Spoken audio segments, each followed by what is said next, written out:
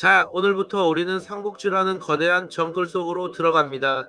그 중에서도 가장 위험하고 가장 강력하며 그래서 가장 매혹적인 한 수컷의 이야기를 시작하려 합니다. 누군가는 그를 성인셋을 가진 종놈 삼성간호이라 욕하고 누군가는 인중여포 사람 중엔 여포라며 찬양합니다. 하지만 정작 우리는 그가 왜 그렇게 되었는지에 대해서는 잘 모릅니다. 태어날 때부터 배신자였을까요? 아닙니다. 오늘 제1화는 문명과 야만의 경계선 저 먼 북쪽 변방 병주 오원군에서 시작됩니다. 법보다는 주먹이 의리보다는 생존이 먼저였던 그곳에서 자라난 한 늑대 소년이 어떻게 중원이라는 거대한 무대로 뛰어들게 되었는지 그 피 끓는 성장 드라마 지금 바로 시작합니다. 여러분 지도를 한번 머릿속에 그려보세요. 삼국지의 무대인 중원 저 화려한 낙양이나 장안이 아닙니다. 여포의 고향 오원군은 지금의 내몽골 자치국 그러니까 몽골 초원 바로 밑입니다. 여기가 어떤 곳인데 아침에 눈 뜨면 흉노족이 말 타고 약탈하러 오고 저녁 먹으려 하면 선비족이랑 칼싸움 해야 하는 그야말로 실전 서바이벌의 현장입니다. 여포는 여기서 태어났습니다. 그에게 유견이 충연히 하는 건 배부른 소리였죠. 그에게 정의는 딱 하나였습니다. 힘센 놈이 살아남는다. 어릴 때부터 말 젖을 먹고 자랐고 걸음마보다 말타기를 먼저 배웠을 겁니다. 하루를 쏘아 토끼를 잡지 못하면 저녁을 굶어야 했겠죠. 그의 그 무시무시한 피지컬 킥 EM에 가까운 거구와 말 위에서의 현란한 무빙은 헬스장에서 만든 근육이 아니라 죽지 않기 위해 만들어진 생존형 근육이었습니다. 자, 이 야생마 같은 여포가 어느 날 한 남자의 눈에 띕니다. 바로 병주 자사도지사급 정원입니다. 정원도 변방을 지키는 장수답게 아주 거친 사람이었죠. 그는 여포를 보고 딱 느낍니다. 와, 저놈 물건이다. 저런 놈 하나 있으면 든든하겠는데. 정원은 여포를 스카우트합니다. 여포 입장에서도 나쁘지 않았죠. 맨날 흙바닥에서 구르는 것보다 관청에 들어가서 밥도 얻어먹고 출세도 하고 싶었을 테니까요. 그런데 여기서 비극이 씨앗이 싹 틉니다. 정원은 여포를 아끼긴 했지만 그를 다루는 법을 몰랐습니다. 정원은 여포에게 주부라는 직책을 줍니다. 여러분, 주부가 뭔지 아세요? 쉽게 말하면 비서실장 겸 행정관입니다. 장부를 기록하고 문서를 관리하는 자리죠. 상상이 되십니까? 3대 500 아니 3대 1000을 칠 것 같은 그 근육질 거인에게 붓을 쥐어주고 엑셀 작업을 시킨 겁니다. 물론 경호실장 역할도 겸했겠지만 여포 입장에서는 갑갑해 미칠 지경이었을 겁니다. 나는 늑대인데 나는 호랑이인데 왜 나한테 목줄을 채우고 집 지키는 게 노릇을 시키는 거야? 여포의 마음속에는 불만이 쌓여갑니다. 하지만 아직은 참습니다. 왜? 더 넓은 세상으로 나가기 위한 발판이 필요했으니까요. 그러던 중 드디어 기회가 옵니다. 황제 영제가 죽고 수도 낙양에서 십상시의 난이 일어나며 조정이 개판 5분 전이 됩니다. 대장군 하진이 전국의 제후들을 호출하죠. 황관 놈들 때려잡게 다들 서울로 집합. 정원도 군대를 이끌고 낙양으로 갑니다. 당연히 자신의 최강 병기 여포를 데리고 가죠. 여포는 난생 처음 보는 화려한 수도 낙양에 입성합니다. 높은 성벽, 비단 옷을 입은 사람들, 산의 진미가 가득한 시장, 시골 촌놈 여포의 눈이 뒤집힙니다. 와, 세상에 이런 곳이 있었어. 내가 있던 병주는 지옥이었구나. 나도 여기서 성공하고 싶다. 나도 저 비단 옷을 입고 싶다. 하지만 낙양의 엘리트들, 귀족들은 여포를 어떻게 봤을까요? 덩치만 큰 촌놈 오랑캐, 냄새나는 야만인이라며 뒤에서 수군거렸을 겁니다. 여포는 동물적인 감각으로 그 멸시를 느꼈겠죠. 그의 마음속에 열등감과 야망이 동시에 불타오릅니다. 두고 봐라. 내 힘으로 너희들을 다 내 발 아래 굴리겠다. 힘으로 안 되는 건 없다. 정원은 낙양 외곽에 진을 치고 상황을 지켜봅니다. 그런데 정원도 눈치가 좀 없었습니다. 여포를 여전히 아들처럼 대한다며 챙겨주긴 하는데 그게 여포에게는 잔소리와 통제로 느껴졌습니다. 여포는 더 큰 무대, 더 큰 보상을 원했습니다. 자신의 무력을 마음껏 뽐내고 그 대가로 엄청난 부와 명예를 얻고 싶었죠. 정원의 그릇은 여포를 담기에 너무 작았습니다. 이때 낙양성 안에서는 더 크고 더 흉폭하고 더 탐욕스러운 괴물이 이 여포를 지켜보고 있었습니다. 바로 서량의 마왕 동탁입니다. 동탁은 정원의 군대를 보고 침을 흘립니다. 정확히는 정원의 군대가 아니라 그 선봉에 서 있는 여포를 본 거죠. 저놈이다. 저놈만 있으면 천원은 내 것이다. 동탁은 여포의 눈빛에서 자신과 같은 냄새를 맡았습니다. 욕망이 굶주린 짐승의 냄새. 동탁은 은밀하게 여포에게 접근할 계획을 세웁니다. 황금, 보석, 그리고 천하의 명마. 여포의 영혼을 살 수 있는 모든 것을 준비하죠. 자, 1화의 끝자락입니다.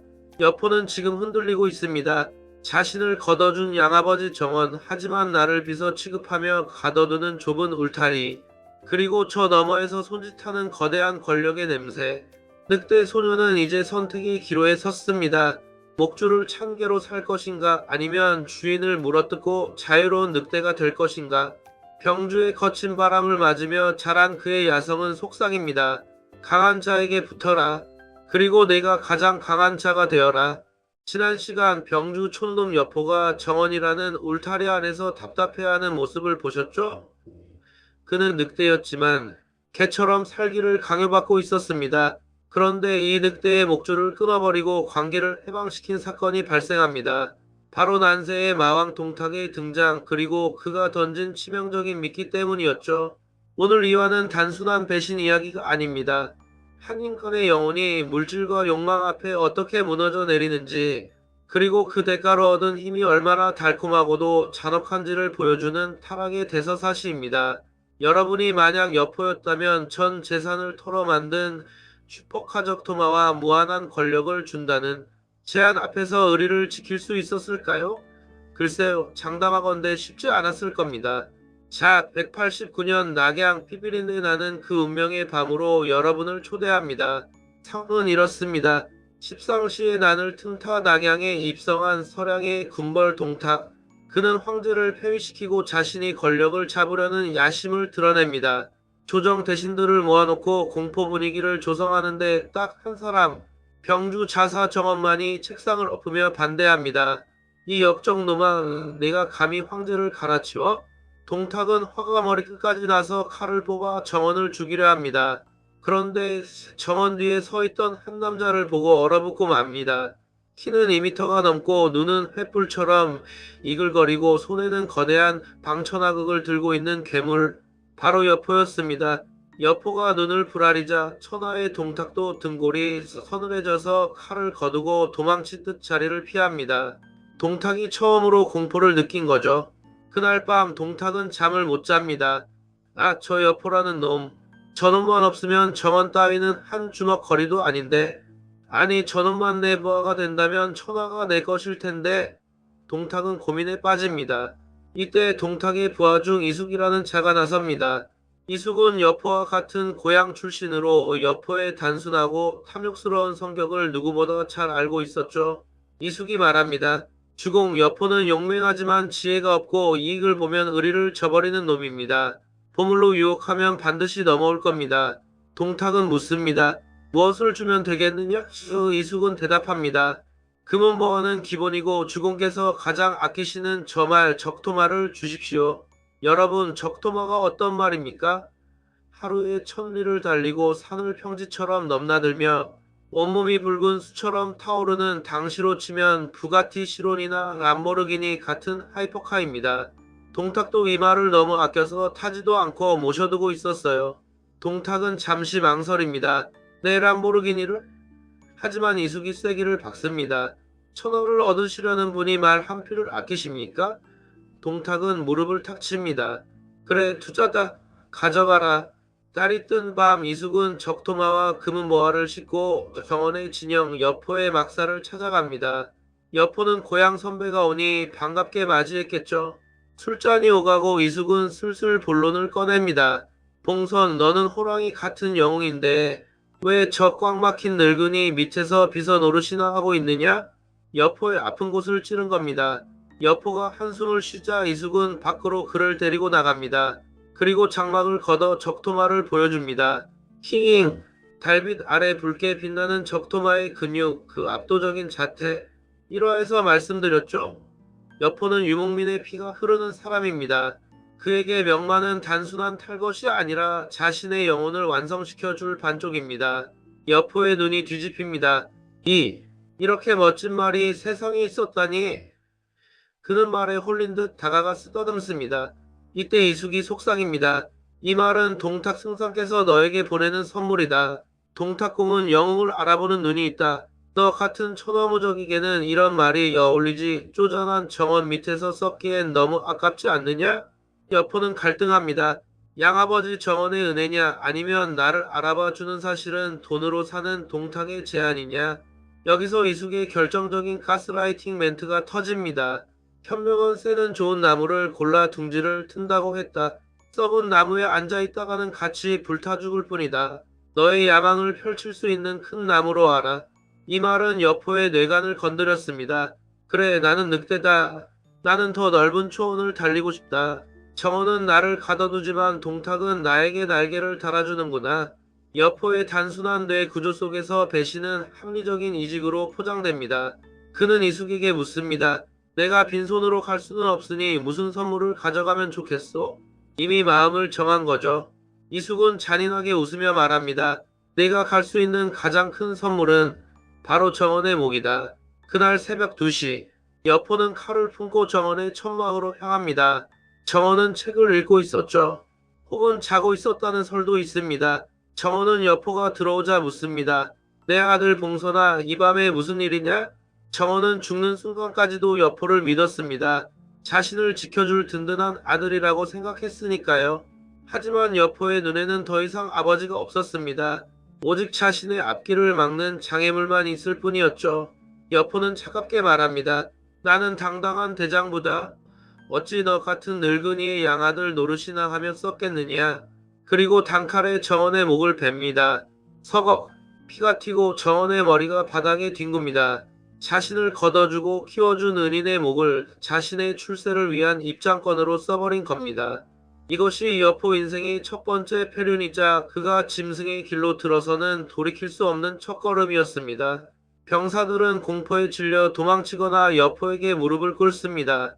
여포는 정원의 머리를 들고 적토마에 올라타 동탁에게 달려갑니다. 동탁은 정원의 목을 보고 뛸 듯이 기뻐합니다. 그리고 자리에서 벌떡 일어나 여포를 맞이하며 절을 합니다. 장군이 와준 것은 가뭄의 단비를 만난 것과 같소. 여포는 그 자리에서 동탁에게 절을 올리며 말합니다. 절을 버리지 않으신다면 오늘부터 동탁공을 아버님으로 모시겠습니다. 와, 여러분 이 장면 진짜 소름 돋지 않나요? 방금 전까지 아버지라 불렀던 사람을 죽이고 그 피가 마르기도 전에 새로운 권력자에게 아빠라고 부르는 이태세 전환. 이것이 바로 여포가 훗날 장비에게 애비가 세신 종놈라고 평생 조롱받게 되는 이유입니다. 친아버지 여씨, 양아버지 정원, 양아버지 동탁. 하지만 여포에게 그런 도덕적 비난은 들리지 않았습니다. 그의 엉덩이 밑에는 천하의 명마 적토마가 있었고 등 뒤에는 천하의 권력자 동탁이 있었으며 손에는 천하무적의 무기 방천하극이 들려 있었으니까요. 그는 이제 완전체가 된 겁니다. 여포를 얻은 동탁은 이제 무서울 게 없습니다. 황제를 폐위하고 헌제를 옹립한 뒤 수도 낙양을 자신의 도살장으로 만들어버립니다. 밤마다 여포를 옆에 세워두고 술판을 벌이고 마음에 안 드는 신하는 그 자리에서 죽여버렸죠. 여포는 동탁의 살인 면허이자 인간 방패가 되어 그 모든 악행을 함께합니다. 그러나 여러분, 악마와의 거래에는 항상 대가가 따르는 법입니다. 여포는 적토마와 권력을 얻었지만 대신 사람을 잃었습니다. 천하의 모든 영웅들이 그를 경멸하게 되었고 그의 이름 앞에는 영원히 배신자라는 낙인이 찍혔습니다. 그리고 무엇보다 배신으로 시작된 관계는 의심으로 끝난다는 법칙이 그들을 기다리고 있었습니다. 동탁은 여포를 이용하면서도 한편으로는 이놈이 정원도 죽였는데 나라고 못 죽일까? 하는 불안감을 가졌을 것이고 여포 역시 동탁의 포악한 성격을 보면서 나도 언젠가 토사구팽 당하겠지? 하는 공포를 느꼈을 겁니다. 이 불안한 동거가 결국 어떤 파국을 맞이할지 우리는 이미 알고 있죠. 오늘 이와 적토마의 유혹과 정원의 죽음 어떠셨나요? 욕망을 위해 인륜을 저버린 여포의 선택이 씁쓸하면서도 한편으로는 그 압도적인 욕망이 크게 압도되는 느낌입니다. 자, 이제 여포는 호랑이 등에 날개를 달았습니다. 천호는 동탁과 여포의 발 아래 신음하고 있습니다. 이에 맞서 전국의 영웅들이 일어납니다. 조조 원소 그리고 아직은 무명인 유비 삼형제까지. 다음 3화에서는 동탁을 타도하기 위해 모인 반동탁 연합군과 여포의 정면 승부, 그 유명한 호로간 메뚜기 전설과 유비간 우장비, 3명과 여포 혼자서 맞짱을 뜨는 삼형전 여포의 대격돌이 펼쳐집니다. 무협지보다 더 짜릿한 무력의 향연. 오늘 여포의 타락과 적토마의 등장이 흥미진진하셨다면 구독과 좋아요, 알림 설정 잊지 마세요. 여러분의 클릭 한 번이 제가 삼국지의 전장을 누비는 원동력이 됩니다. 저는 다음 영상에서 천호를 뒤흔드는 싸움으로 돌아오겠습니다. 감사합니다. 지난 시간 여포가 정원을 배신하고 동탁의 품에 안기며 적토마를 얻는 장면 기억하시죠? 이제 여포는 단순한 장수가 아닙니다. 동탁이라는 거대 권력의 인간 병기이자 천하 모든 제후들이 두려워하는 공포의 상징이 되었습니다. 동탁이 낙양에서 온갖 나쁜 황제 폐위, 약탈, 방화, 말도 마세요 이런 짓들을 일삼자 전국의 영웅들이 들고 일어납니다. 조조가 경문을 띄우고 원소가 맹주가 되어 반동탁 연합군이 결성되죠. 무려 18개 제후국이 모인 삼국지 초반 최대 규모의 올스타전입니다. 하지만 동탁은 코웃음을 칩니다. 왜? 자기 옆에는 여포가 있으니까요. 쥐새끼들이 아무리 모여봤자 호랑이 한 마리를 이길 수 있겠느냐? 동탁의 자신감은 근거가 있었습니다. 오늘 3화는 바로 그 호랑이 여포가 전장에 나가서 연합군 장수들을 어떻게 믹서기처럼 갈아버리는지, 그리고 그를 막기 위해 나타난 유비 삼형제와의 전설적인 대결, 삼형전 여포의 현장을 중계해 드립니다.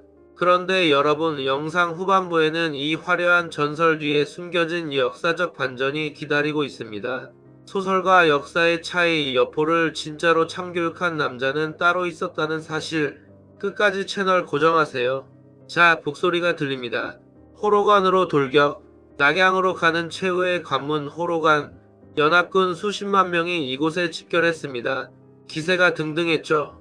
선봉장들이 앞다투어 나갑니다. 내가 동탁의 목을 따오겠소. 하지만 호로관 문이 열리고 붉은 말 한 필이 튀어나오는 순간 전장의 공기가 바뀝니다. 머리에는 작은 관을 쓰고 몸에는 수면당의 갑옷을 입고 허리에는 사자 머리띠, 손에는 거대한 방천하극, 그리고 붉은 수처럼 타오르는 적토마, 바로 여포였습니다. 그가 말 한마디 안 하고 서 있는데도 연합군 말들이 겁을 먹고 뒷걸음질 쳤다고 합니다. 이것이 바로 패왕색 패기죠.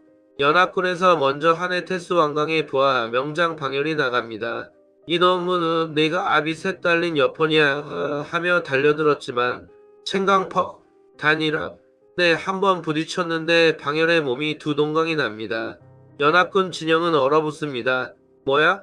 방열도 꽤 센 놈인데 한 방이라고? 이어서 상당 태수 장양의 부하 목순이 창을 들고 덤빕니다. 여포는 적토마를 몰아 순식간에 거리를 좁히더니 방천하극을 가볍게 휘둘러 목순의 가슴을 뚫어버립니다. 이것도 1합. 세 번째로 북해 태수 공용의 부하 무한국이 철퇴를 들고 나갑니다. 무한국은 힘이 장사였죠.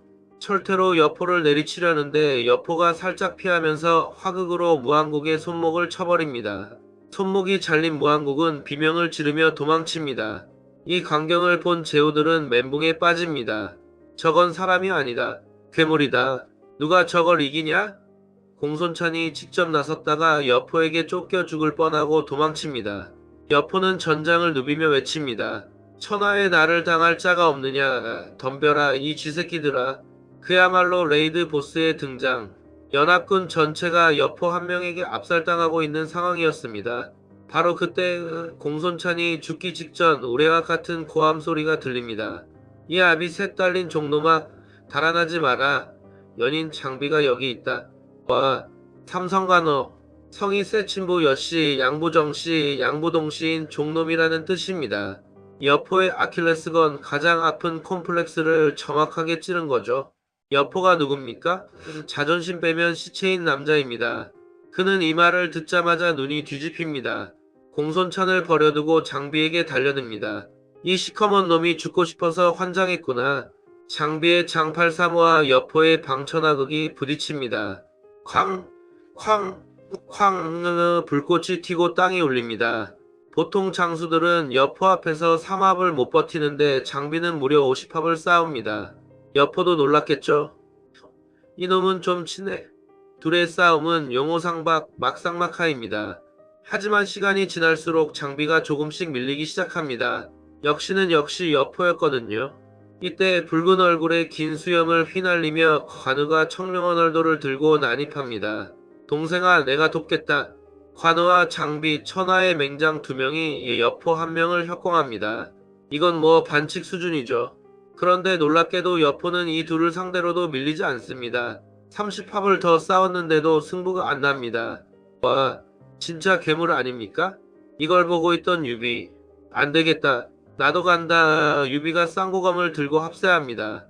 드디어 그 유명한 유비, 관우, 장비대 여포의 3대1 매치가 성사된 겁니다. 3명의 무기가 풍차처럼 돌아가며 여포를 에워쌉니다. 여포는 방천하극을 미친 듯이 휘두르며 3명의 공격을 다 막아냅니다. 하지만 천하의 여포라도 3대1은 버겁죠? 게다가 상대가 삼국지 최강 라인업이잖아요. 여포는 생각합니다. 이러다 지치면 죽겠다. 틈을 봐서 빠져야지. 여포는 가장 약해 보이는 그 유비 쪽으로 화극을 페이크로 찌릅니다. 유비가 급하게 피하는 사이 포위망이 뚫립니다. 여포는 적토마의 엉덩이를 때리며 그 틈으로 쏜살같이 빠져나갑니다. 비겁한 놈들, 셋이서 덤비다니. 다음에 보자. 비록 도망치긴 했지만 여포는 관우, 장비, 유비 3명을 상대로 살아서 돌아갔습니다. 오히려 이 전투 때문에 여포의 무력이 신의 경지임이 증명된 셈이죠. 이 장면은 삼국지연의 최고의 명장면으로 꼽히며 여포를 무신의 반열에 올려놓습니다. 자, 여기까지가 우리가 아는 소설 속의 멋진 이야기입니다. 그런데 여러분, 여기서 충격적인 팩트체크 들어갑니다. 역사책 삼국지 정사에는 삼형전 여포가 없습니다. 띠로리. 아니, 그럼 누가 여포를 이겼냐고요? 유비 삼형제가 아니라 강동의 호랑이 손견손책 손건의 아버지입니다. 역사적 진실은 이렇습니다. 18로 제후들이 여포가 무서워서 눈치만 보고 있을 때 유일하게 용감하게 돌격한 사람이 바로 손견이었습니다. 손견은 선봉에서 동탁군을 박살냅니다. 화가 빠친 동탁이 여포를 보내맞게 했지만 손견은 그 여포마저 격파해 버립니다. 심지어 여포는 손견에게 져서 패주했고 동탁은 겁을 먹고 낙양을 불태우고 장안으로 도망갑니다. 전도. 그리고 낙양에 제일 먼저 입성해서 전국 옥세를 주운 사람도 바로 손견이죠. 소설가 나간중은 유비 삼형제를 띄워주기 위해 손견의 공을 유빈의 형제들에게 넘겨주고 극적인 재미를 위해 3대1 대결이라는 허구의 에피소드를 만든 겁니다. 하지만 역설적이게도 나간중의 이 각색 덕분에 여포는 3명의 영웅이 덤벼야 겨우 막을 수 있는 절대지존이라는 이미지를 얻게 되었습니다. 손견에게 1대1로 졌다고 하면 좀 없어 보이지만 유관장 셋이랑 싸웠다고 하니 간지가 나잖아요? 여포 입장에서도 나쁘지 않은 왜곡이었을 겁니다. 호로간 전투 이후 동탁은 낙양을 쑥대밭으로 만들고 서쪽 장안으로 도망갑니다. 여포도 패배의 쓴맛을 보고 장안으로 따라가죠. 이제 무대는 장안으로 바뀝니다. 겉으로는 여전히 동탁의 양아들이자 천하무적 호위무사지만 여포의 마음속에는 불안의 씨앗이 자라고 있었습니다. 동탁은 점점 더 포악해졌고 사소한 일로 여포에게 화를 내며 창을 던지기까지 합니다. 수국 투척 사건. 여포는 피하면서 생각했겠죠. 이 아빠도 유통기한이 다 됐나? 정원 죽일 때처럼 얘도 죽여야 내가 사나? 이 불안한 틈을 파고든 늙은 여우가 있었으니 바로 사도 왕윤입니다. 왕윤은 여포의 흔들리는 눈빛을 보고 연안계를 준비합니다. 그리고 여기에 삼국지 최고의 히로인, 아니 최고의 스파이가 등장합니다. 바로 딸이 부끄러워 숨었다는 폐월의 미녀 초선입니다. 다음 사화에서는 역사와 소설의 경계를 넘나드는 여포와 초선의 로맨스, 그리고 사랑과 생존을 위해 두 번째 아버지 동탁의 배에 칼을 꽂는 여포의 폐륜 대폭발. 영웅은 미인에게 약하다는 말이 여포에게 어떻게 적용되는지 그 치명적이고 슬픈 러브스토리, 아니 치정 스릴러가 펼쳐집니다. 오늘 여포의 무쌍 액션과 역사적 반전 재밌으셨나요? 힘으로는 천하제일이지만 머리 쓰는 사람들에게는 늘 이용만 당하는 여포의 모습이 어렴풋이 보이기 시작합니다. 오늘 영상이 짜릿하고 유익했다면 구독과 좋아요, 알림 설정, 여포의 방천하극처럼 강력하게 눌러주세요. 여러분의 클릭 한 번이 제가 적토마를 타고 이 역사의 들판을 달리는 힘이 됩니다. 저는 다음 영상에서 더 자극적인 이야기로 돌아오겠습니다. 감사합니다. 지난 시간 호로관에서 유비관 우장비 형제랑 3대1로 맞짱 뜨던 여포의 포스 기억나시죠? 그때까지만 해도 여포와 동탁의 관계는 꿀 떨어지는 브로맨스 그 자체였습니다. 하지만 여러분, 권력과 사랑 앞에서는 부모 자식도 없는 법. 오늘은 그 끈끈했던 부자 관계가 여자 하나 때문에 어떻게 박살나고 어떻게 서로 죽고 죽이는 지옥도로 변하는지 그 과정을 아주 적나라하게 보여드릴 겁니다. 오늘 사화의 주인공은 여포가 아닙니다. 바로 이 남자들을 장기판의 말처럼 가지고 논 삼국지 최고의 미녀 초선입니다. 그리고 그녀를 조종한 늙은 여우 왕윤의 연한계. 과연 여포는 사랑 때문에 칼을 든 순정남일까요? 아니면 욕망의 눈먼 페류나일까요? 장안성 깊은 밤, 은밀한 침실과 피 튀기는 대전으로 여러분을 초대합니다. 렛츠고! 낙양을 불태우고 장안으로 도망친 동탁. 그는 이제 브레이크가 고장났습니다. 매일 밤 술파티에 마음에 안 들면 신하들을 솥에 삶아 죽이는 공포 정치를 펼치죠. 여포는 그런 동탁 옆에서 충직한 보디가드 노릇을 합니다. 겉으로는요. 하지만 여포의 속마음은 불안했습니다. 동탁의 성격이 워낙 불같아서 언제 불똥이 튈지 몰랐거든요. 실제로 동탁이 기분 나쁘다고 여포에게 수국을 집어던진 사건이 있었죠. 여포가 날렵하게 피해서 망정이지 아니었으면 사마에서 죽었을 겁니다. 이때부터 여포는 생각합니다. 아, 이 돼지는 제정신이 아니구나. 언제 나를 죽일지 모른다. 이 미세한 균열을 포착한 사람이 바로 사도 왕윤입니다. 왕윤은 한나라의 충신으로서 동탁을 죽이고 싶어 미칠 지경이었죠. 하지만 힘이 없잖아요. 그래서 생각해낸 것이 바로 미인계, 더 정확히는 고리처럼 얽히고 설킨 계략인 연한계입니다. 왕윤에게는 양딸이 하나 있었으니 그녀가 바로 초선입니다. 달이 부끄러워 구름 뒤로 숨었다는 폐월의 미모. 왕윤은 초선에게 눈물을 흘리며 부탁합니다. 내가 나라를 구해야 한다. 여포와 동탁 사이를 갈라놓아라. 초선은 비장하게 고개를 끄덕입니다. 만약 제가 못 해낸다면 만번 죽어도 쌉니다. 와, 16살 소녀의 결기 장난 아니죠? 작전은 이렇습니다. 먼저 여포를 초대합니다. 왕윤은 여포에게 금관을 선물하며 띄워줍니다. 장군님 짱짱맨. 기분 좋아진 여포 앞에 초선이 춤을 추며 등장합니다. 여포의 눈이 돌아갑니다. 와, 천사가 따로 없네. 왕윤은 쐐기를 박습니다. 제 딸 초선을 장군께 드리겠습니다. 날 잡아서 데려가시죠. 여포는 입이 귀에 걸려서 집에 갑니다. 장인어른 충성. 며칠 뒤 왕윤은 이번엔 동탁을 초대합니다. 더 화려한 술판을 벌이고 이번에도 초선을 등장시킵니다. 동탁 같은 늙은 호색하니 가만히 있을 리 없죠. 침을 질질 흘립니다. 왕윤은 여기서 또 연기를 합니다. 태사님을 위해 준비한 아이입니다. 오늘 당장 궁으로 데려가시죠. 동탁은 오냐 좋다 하며 그날 밤 바로 초선을 데리고 갑니다. 자, 이 사실을 안 여포. 눈이 뒤집힙니다. 아니 장인어른, 초선이는 나한테 주기로 했잖아. 왕윤은 억울한 척 연기합니다. 아이고 장군, 태사님이 며느리 될 아이를 보고 싶다며 데려가셨는데 제가 어떻게 말립니까? 곧 장군께 보내주시겠죠. 여포는 순진하게 그 말을 믿습니다. 하지만 며칠이 지나도 초선은 오지 않고 동탁의 침실에 갇혀 있다는 소문만 들립니다. 여포는 매일 동탁의 집 앞을 서성거립니다. 이때부터 여포의 뇌는 충성 대신 질투와 분노로 가득 차기 시작합니다. 여기서 초선의 연기력이 폭발합니다. 동탁이 없을 때 몰래 여포와 마주칩니다. 그리고 눈물을 흘리며 말하죠. 장군님, 저는 장군님만을 사모하는데 태사님께서 저를 강제로 범하셨어요. 더러운 몸으로 장군님을 볼 면목이 없습니다. 차라리 죽여주세요. 와, 이거 남자라면 미치는 멘트입니다. 여포는 가슴이 찢어집니다. 내 사랑하는 여자가 저 늙은 돼지한테 당하다니. 결정적인 사건은 봉의정에서 터집니다. 동탁이 황제와 회의를 하러 간 사이 여포는 동탁의 집으로 몰래 들어가 봉의정에서 초선을 만납니다. 둘이 껴안고 울고불고 난리가 났죠. 그런데 회의가 일찍 끝난 동탁이 돌아옵니다. 그리고 정자에서 자기 애척과 껴안고 있는 여포를 발견합니다. 이놈이 내 여자를 건드려?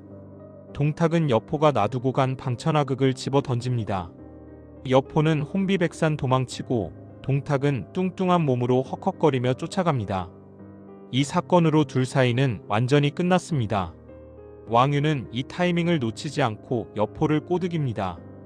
장군, 태사가 장군을 죽이려 한 게 한두 번입니까? 게다가 며느리가 될 여자를 뺐다니 이게 인간입니까? 성이 다른데 무슨 부자지간입니까? 이 말은 여포의 마지막 죄책감마저 날려버립니다.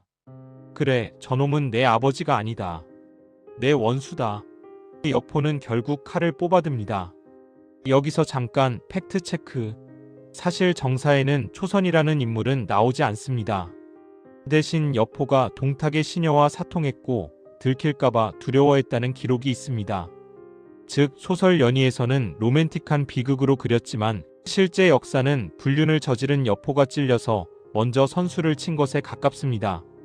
하지만 시녀보다는 초선이라는 절세 미녀가 들어가야 이야기가 더 쫄깃하지 않겠습니까? 나관중 작가님의 MSG 첨가 실력에 박수를 보냅니다. 거사일. 왕유는 황제가 동탁에게 왕위를 물려주는 선양식을 한다고 뻥을 쳐서 동탁을 궁궐로 불러냅니다. 동탁은 신이 나서 마차를 타고 갑니다. 드디어 내가 황제다. 궁궐 문을 들어서는데 분위기가 싸합니다. 매복해 있던 병사들이 동탁을 찌릅니다. 동탁은 갑옷을 입고 있어서 살았습니다. 놀란 동탁은 다급하게 소리칩니다. 내 아들 봉선은 어디 있느냐? 나를 구하라. 이때 동탁의 뒤에서 여포가 슥 나타납니다. 그리고 차갑게 일갈합니다. 역적 동탁은 들어라. 나는 황제의 명을 받들어 너를 처단하러 왔다. 동탁은 믿을 수 없다는 표정으로 쳐다봅니다. 네가 어떻게 해? 여포의 방천하극이 동탁의 목을 꿰뚫습니다. 두 번째 아버지의 죽음. 여포는 또다시 자신의 손에 아버지의 피를 묻혔습니다. 동탁의 최후는 끔찍했습니다. 백성들은 동탁을 얼마나 미워했는지 그의 시체를 거리에 던져놓고 지나가며 발로 찼습니다. 그리고 뚱뚱했던 동탁의 배꼽에 심지를 박고 불을 붙였는데 몸 안의 지방 때문에 그 불이 3일 밤낮을 탔다고 합니다. 탐욕의 끝이 참으로 허망하고 기괴하죠? 동탁을 죽인 여포. 이제 그는 영웅이 되었을까요? 잠시는 그랬습니다. 역적을 죽인 충신으로 칭송받았죠. 왕윤과 함께 권력을 잡고 떵떵거렸습니다. 초선과도 행복하게 살았을까요?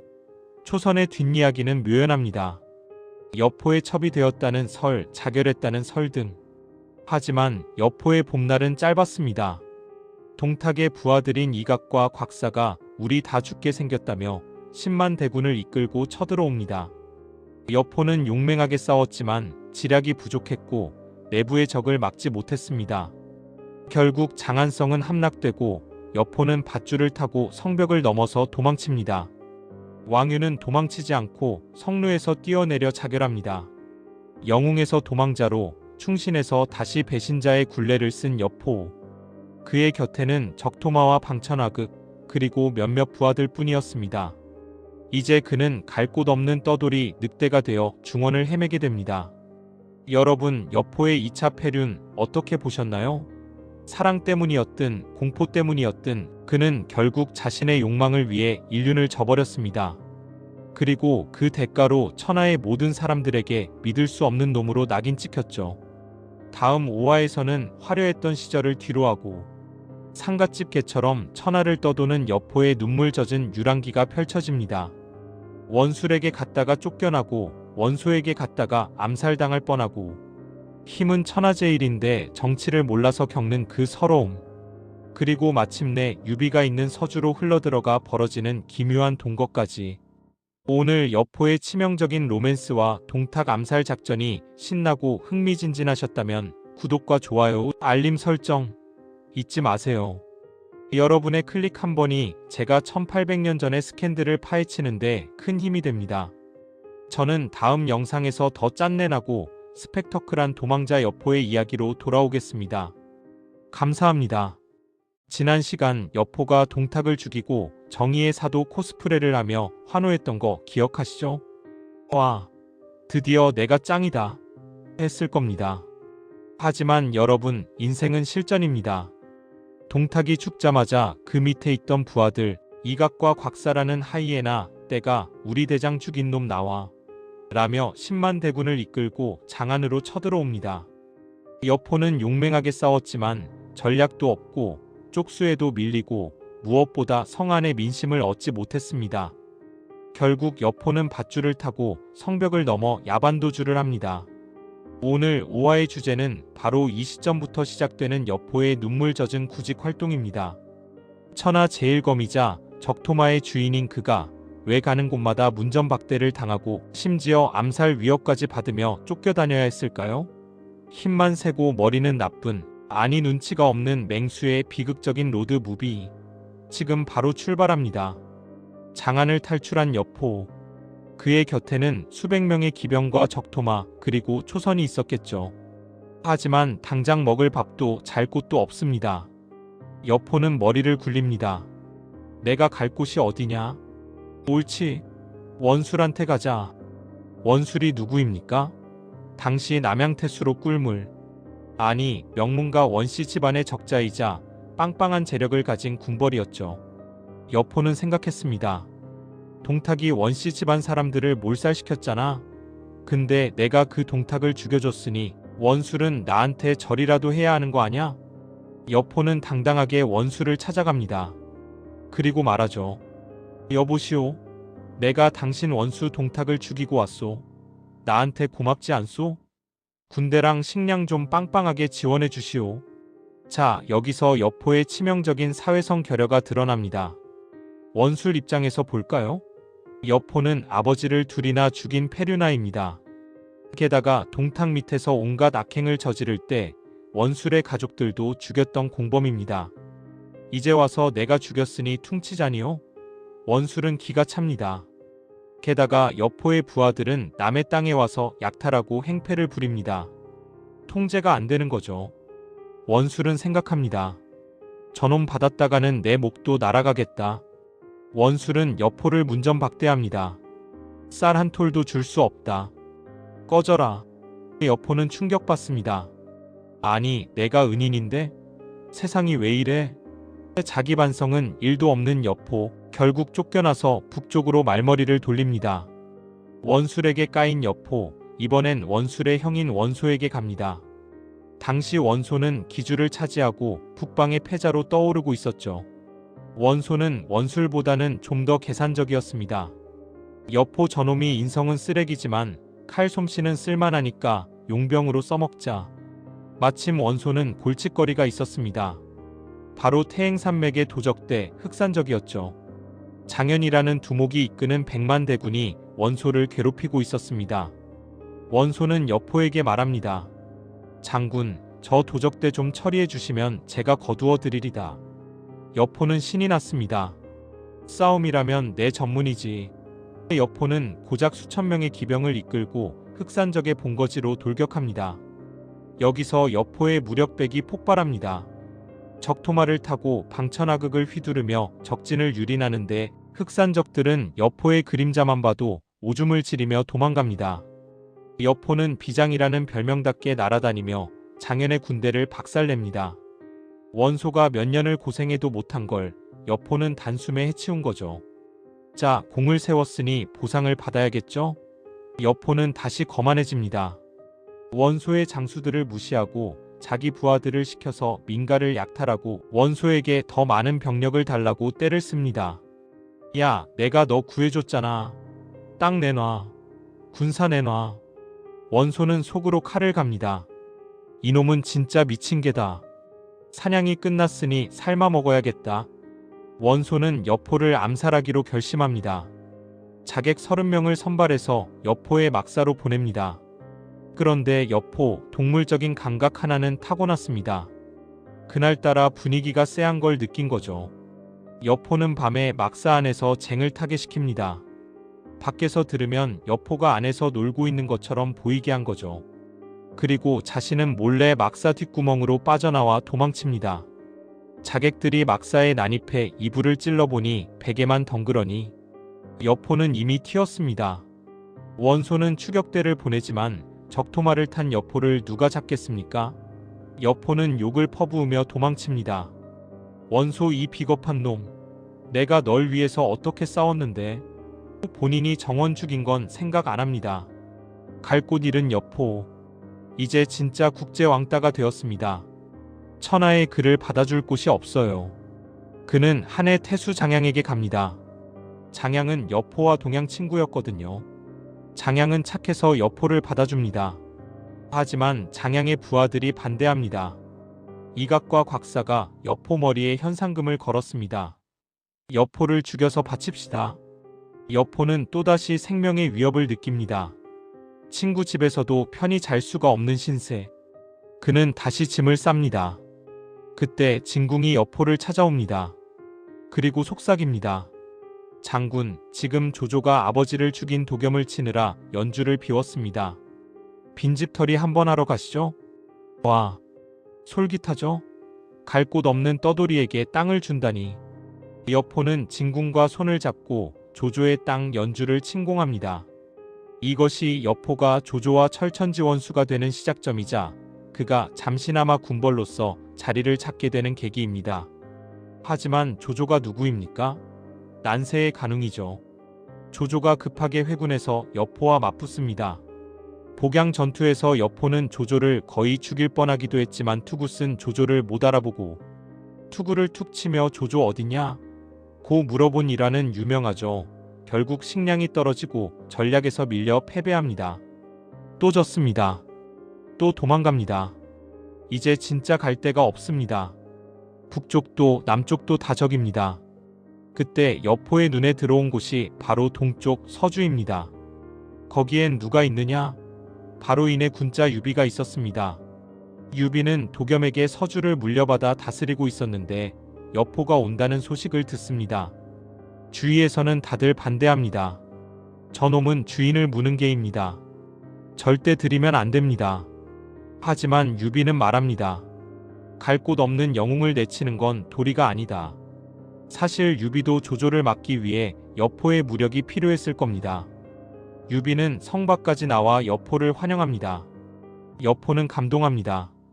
와, 나를 이렇게 따뜻하게 맞아준 건 내가 처음이야. 술자리에서 여포는 기분이 좋아져서 유비에게 말합니다. 현덕, 우리는 형제나 다름없소. 내 아내가 있으니 인사나 나누시구려. 그리고 유비를 자기 침실로 데려가 아내와 인사를 시킵니다. 이건 당시 예법으로는 엄청난 결례입니다. 남의 부인을 함부로 보여주는 게 아니거든요. 장비는 옆에서 눈을 부라리며 저 무식한 놈이 형님을 모욕해? 라며 죽이려 들지만 유비는 허허 웃으며 넘어갑니다. 여포는 유비에게 형님 아우하자며 친한 척을 합니다. 유비가 겉으로는 받아주지만 속으로는 이 시한폭탄을 어쩌나 싶었겠죠. 유비는 여포에게 소패성에 주둔하게 합니다. 일종의 객식구로 받아준 거죠. 자, 이렇게 해서 역사상 가장 불안하고 위험한 동거가 시작됩니다. 착한 건물주 유비와 언제 칼을 꽂을지 모르는 세입자 여포. 이 관계가 얼마나 갈까요? 여포는 과연 이번에는 의리를 지킬까요? 아니면 그의 본능대로 주인을 물어뜯을까요? 다음 6화에서는 조조가 서주를 공격하려 하자 유비가 여포에게 도움을 청하는 과정, 그리고 유비가 원술과 싸우러 나간 사이 여포가 저지르는 역대급 빈집털이 사건을 다룹니다. 은혜를 원수로 갚는 여포의 클라스, 그리고 집 뺏기고도 여포에게 얹혀 살아야 하는 유비의 굴욕까지. 막장 드라마보다 더 막장인 서주 대소동이 펼쳐집니다. 오늘 여포의 짠내나는 유랑기와 사회성 제로의 모습 어떠셨나요? 힘만 세다고 세상이 내 것이 되는 게 아니라는 걸 뼈저리게 보여주죠. 오늘 영상이 흥미진진하셨다면 구독과 좋아요, 알림 설정 잊지 마세요. 여러분의 클릭 한 번이 제가 적토마의 밥값을 버는 힘이 됩니다. 저는 다음 영상에서 더 충격적인 배신의 드라마로 돌아오겠습니다. 감사합니다. 지난 시간 천하를 떠돌던 국제 왕따 여포가 드디어 마음씨 좋은 호구, 아니 인의 군자 유비에게 의탁하게 된 장면까지 보셨죠? 갈 곳 없는 맹수가 드디어 쉴 곳을 찾은 겁니다. 하지만 여러분, 야생의 늑대를 집 안에서 키우면 어떻게 될까요? 처음엔 꼬리치며 고분고분하겠지만 배가 고프거나 주인이 약한 모습을 보이면 언제든 본성을 드러내고 목덜미를 무는 법입니다. 오늘 6화는 바로 그 야생성이 폭발하는 순간 삼국지 역사상 가장 뻔뻔하고 충격적인 배신, 바로 여포의 서주성 빈집털이 사건을 다룹니다. 은혜를 원수로 갚는다는 말이 딱 들어맞는 인간의 도리라고는 찾아볼 수 없는 이 막장 드라마. 그 속에서 여포라는 캐릭터가 얼마나 압도적인 비주얼로 상대를 찍어 눌렀는지, 그리고 유비는 왜 바보같이 당할 수밖에 없었는지, 그 숨막히는 심리전과 피 튀기는 현장 속으로 여러분을 안내합니다. 자, 196년 서주의 성문 앞으로 함께 가보시죠. 먼저 당시 여포의 모습을 좀 더 생생하게 상상해 볼까요? 여러분, 삼국지연이나 게임에서 보는 여포는 그냥 좀 잘생기고 키 큰 장수 정도죠? 하지만 실제 역사서와 정황을 바탕으로 재구성한 여포의 비주얼은 그야말로 걸어다니는 생체병기 그 자체였습니다. 키는 9척, 지금으로 치면 거의 2m가 넘는 거구입니다. 그냥 키만 큰 게 아니에요.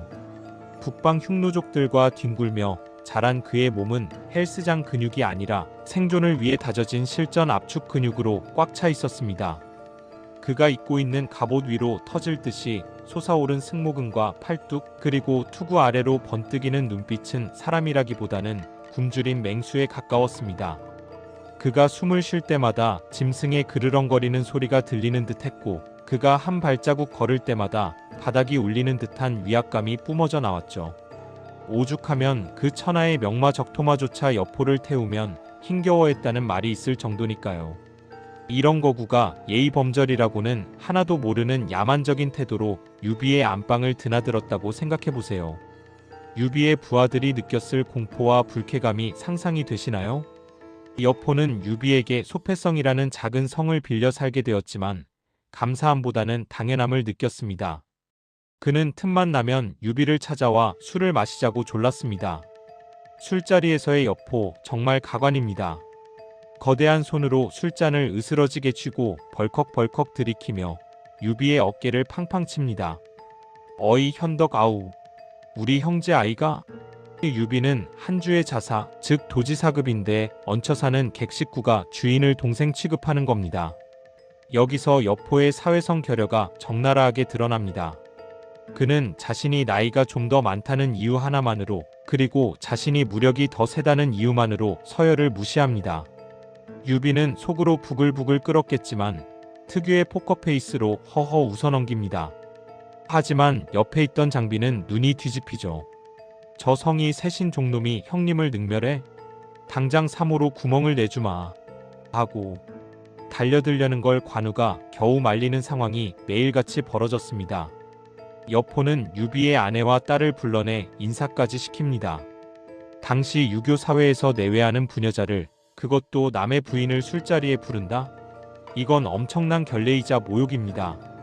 하지만 여포의 뇌 구조에는 예의라는 카테고리가 없습니다. 그냥 내 동생 와이프니까 인사나 하지 뭐하는 단순하고 동물적인 생각뿐이었죠. 이런 시한폭탄 같은 동거가 과연 얼마나 갈 수 있었을까요? 사건은 조조가 서주를 침공하려 한다는 소문이 돌면서 시작됩니다. 유비는 조조를 막기 위해 여포에게 도움을 요청합니다. 여포도 그래, 내가 지켜줄게라며 큰소리치죠. 그런데 이때 남쪽의 꿀물 황제 원술이 유비를 공격해옵니다. 유비는 관우와 함께 군대를 이끌고 전선으로 나갑니다. 그리고 서주성의 수비는 장비에게 맡기죠. 여러분, 장비가 누굽니까? 싸움은 잘하지만 술을 너무 좋아하는 게 흠이죠. 유비가 떠나면서 신신당부합니다. 셋째야, 제발 술 마시지 마라. 성 잘 지켜라. 장비는 걱정 마쇼 형님. 했지만 유비가 떠나자마자 바로 술판을 벌입니다. 자, 오늘부터 금주다. 그러니까 금주하기 전에 마지막으로 딱 한 잔만 하자. 하면서 부하들에게 술을 먹입니다. 그런데 여기서 사단이 납니다. 서주의 토우이자 여포와 내통하고 있던 조표라는 사람이 술을 거절하자 취한 장비가 조표를 두들겨 팹니다. 조표는 앙심을 품고 몰래 여포에게 편지를 보냅니다. 장군, 지금 장비가 술에 취해 뻗었습니다. 성문을 열어둘 테니 지금 들어오십시오. 이 편지를 받은 여포 어떻게 했을까요?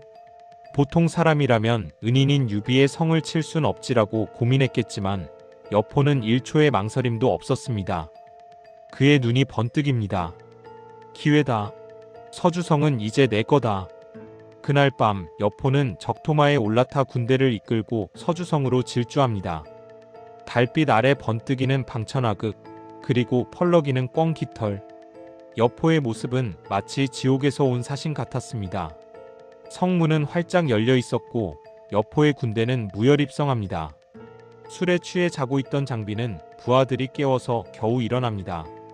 장군님, 여포가 쳐들어왔습니다.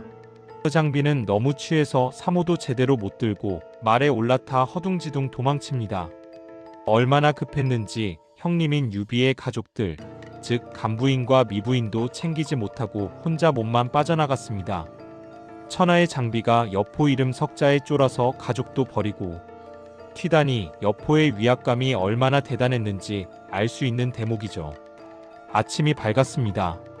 서주성의 주인은 바뀌었습니다. 여포는 유비의 의자에 거만하게 앉아 유비의 아내와 자식들을 인질로 잡고 있습니다. 유비는 전쟁터에서 이 소식을 듣고 하늘이 무너지는 줄 알았습니다. 아, 내가 호랑이 새끼를 키웠구나. 갈 곳 없어진 유비는 패잔병을 이끌고 터덜터덜 서주성으로 돌아옵니다. 그리고 여포에게 고개를 숙입니다. 봉선 형님, 제가 잘못했습니다. 가족만은 돌려주십시오. 여러분 상상이 되시나요? 며칠 전만 해도 집주인이었던 유비가 자기가 걷어준 세입자 여포에게 무릎을 꿇고 비는 이 기막힌 상황을요.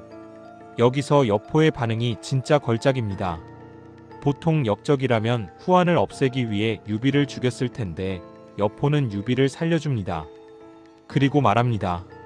아우 왔는가? 내가 자네 가족들은 잘 보호하고 있었네. 자네는 저기 내가 살던 소패성으로 가서 살게나. 와, 뻔뻔함의 급치 아닙니까?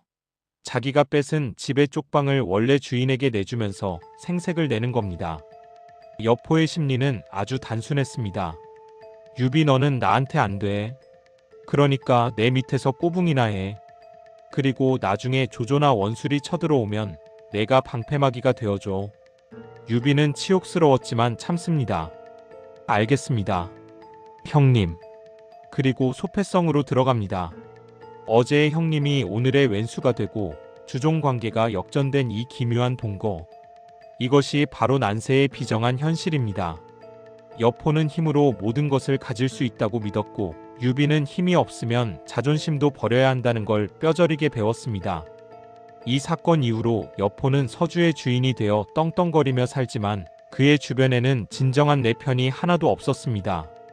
유비는 겉으로는 웃지만 속으로는 칼을 갈고 있었고 조조는 이 혼란을 틈타 서주를 먹을 기회만 노리고 있었죠. 여포의 이 빈집털이 성공은 사실 파멸로 가는 급행열차를 탄 것이나 다름없었습니다.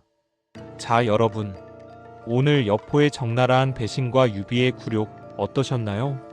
여포의 그 거대한 피지컬과 야수 같은 본능, 그리고 앞뒤 재지 않는 단순함이 어떻게 역사의 한 페이지를 피로 물들였는지 생생하게 느껴지시나요? 하지만 여포의 전성기는 그리 오래가지 않습니다. 유비와 원술 사이에서 줄타기를 하던 여포가 결국 자신의 무력을 과시하며 전쟁을 멈추게 만드는 전설적인 사건이 기다리고 있습니다. 바로 활 한 방으로 천하를 조용하게 만든 원문사극. 다음 7화에서는 유비가 원술의 대군에게 공격받아 죽을 위기에 처했을 때 여포가 나타나서 야 다 그만둬. 내 활솜씨를 봐라 하며 보여주는 삼국지 최고의 명장면을 다뤄보겠습니다. 여포가 유비를 구해준 건 의리 때문이었을까요? 아니면 또 다른 계산이 있었을까요? 오늘 이야기가 흥미진진하셨다면 구독과 좋아요, 알림 설정 잊지 마세요. 여러분의 클릭 한 번이 제가 역사의 현장에서 살아남아 다음 이야기를 전하는 힘이 됩니다. 저는 다음 영상에서 여포의 신기에 가까운 활솜씨와 함께 돌아오겠습니다. 감사합니다. 지난 시간 여포가 유비의 뒤통수를 과하게 치고 서주성을 꿀꺽했죠. 유비는 갈 곳이 없어 여포에게 고개를 숙이고 여포가 살던 쪽방 소패성에 얹혀 사는 신세가 되었습니다. 그런데 여러분, 호랑이는 굶주리면 쥐도 잡아먹는다고 했습니다.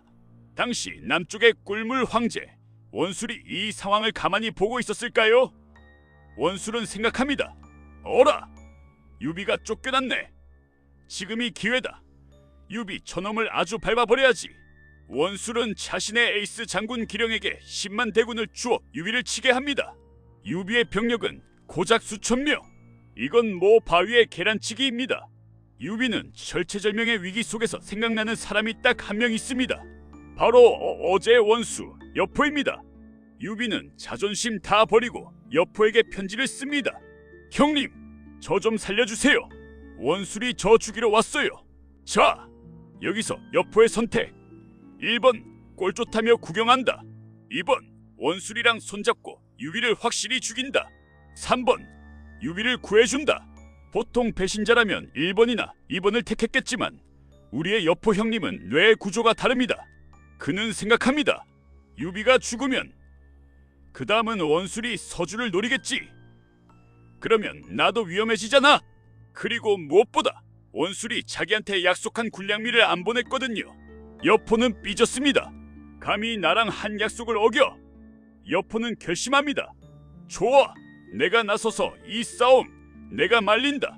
오늘 7화는 전쟁터 한복판에 난입한 여포가 칼부림이 아닌 압도적인 무력쇼 하나로 10만 대군을 집으로 돌려보내는 삼국지 역사상 가장 통쾌하고 멋진 장면, 원문사극의 현장으로 여러분을 안내합니다. 자, 화살 장전하시고 196년 서주 땅으로 쏩니다. 원술의 상장군 기령이 10만 대군을 이끌고 유비의 소패성을 포위했습니다. 유비, 관우, 장비는 성벽 위에서 발만 동동 구르고 있었죠. 그때 저 멀리서 흙먼지를 일으키며 달려오는 한 부대, 깃발에는 거대하게 여자가 쓰여 있습니다. 여포가 온 겁니다. 기령은 당황합니다. 아니, 여포가 왜 와? 유비랑 원수 아니었어. 여포는 기령의 진영과 유비의 성 사이에 딱 텐트를 칩니다. 그리고 사자를 보냅니다. 기령 장군, 그리고 유비 현덕, 두 사람 다 내 텐트로 와서 술이나 한잔합시다. 이건 초대가 아니라 소환 명령입니다. 기령은 찝찝하지만 여포가 무서워서 가고 유비는 살기 위해 갑니다. 여포의 막상 분위기가 어떨까요? 살벌하죠. 기령은 유비를 보자마자 칼을 만지작거리고 장비는 기령을 찢어 죽일 듯이 노려보고 있습니다. 이때 여포가 등장합니다. 그는 평소처럼 갑옷을 입은 게 아니라 편안한 비단옷을 걸치고 아주 여유로운 표정으로 들어옵니다. 그리고 기령과 유비를 양옆에 앉힙니다. 기령이 따집니다. 여 장군, 원술 주공께서 10만 대군을 주어 역적 유비를 치라 하셨소. 왜 방해하시오? 유비는 아무 말도 못하고 여포만 쳐다봅니다. 여포는 술잔을 들이키더니 갑자기 벌떡 일어나 기령의 멱살, 위 아니라 갑옷끈을 한 손으로 잡습니다. 그리고 그 거구의 기령을 한 손으로 번쩍 들어 올려서 자기 옆자리로 옮겨놓습니다. 마치 어린애 다루듯이요. 기령은 천하의 장사인데 여포의 악력에 눌려 꼼짝도 못하고 공중부양을 당한 겁니다. 여포가 웃으며 말합니다. 내 성격 알지? 나는 싸우는 거 싫어해. 오늘 내가 두 사람 화해시킬 거니까 도 달지 마라. 여포는 부하들에게 명령합니다. 내 방천화극을 저기 영문 밖에 꽂아 놓아라. 병사들이 150보 밖 까마득히 먼 곳에 방천화극을 세워둡니다.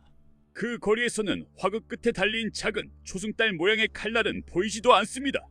그냥 바늘 하나 서 있는 것 같겠죠. 여포는 활을 들고 말합니다. 잘 들어라. 내가 여기서 활을 쏘아 저 화극의 격가지를 맞추면 하늘의 뜻이니 둘 다 군대를 물리고 화해해라. 만약 빗나가면 그때는 둘이 죽이든 살리든 맘대로 해라. 단 내가 맞췄는데도 싸우겠다는 놈은 내 방천하극 맛을 먼저 보게 될 거다. 기령은 속으로 쾌재를 부릅니다. 150보 미친 거 아니야? 저걸 어떻게 맞춰? 인간의 눈으로 보이지도 않는데 빗나가면 유비는 내 밥이다. 그래서 콜을 외칩니다.